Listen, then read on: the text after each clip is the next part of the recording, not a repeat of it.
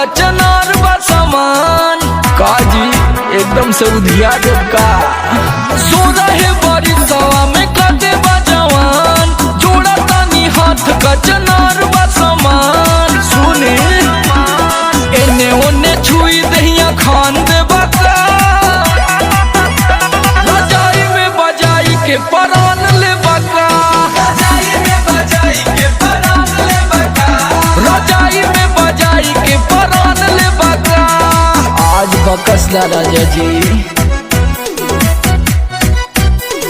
Rahul Rocky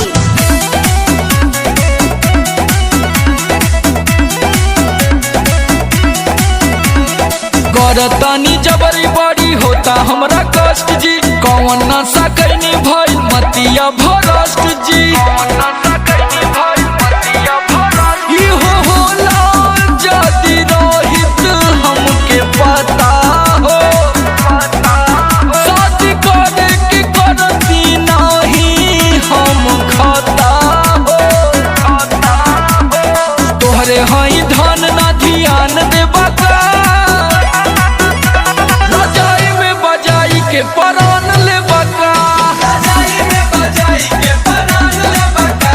रजाई में बजाई के परान ले बका जाई होने हटी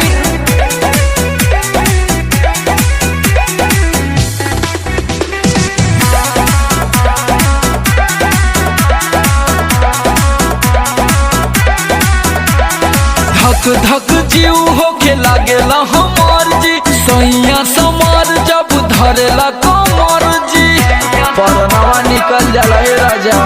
बुझा दुख सुनिल गुडू देहाती हो रोही रोही काहे होला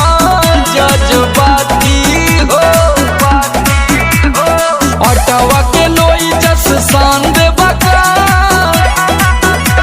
रजाई में बजाई के परान ले बका रजाई में बजाई के परान ले बका रजाई में बजाई के परान ले बका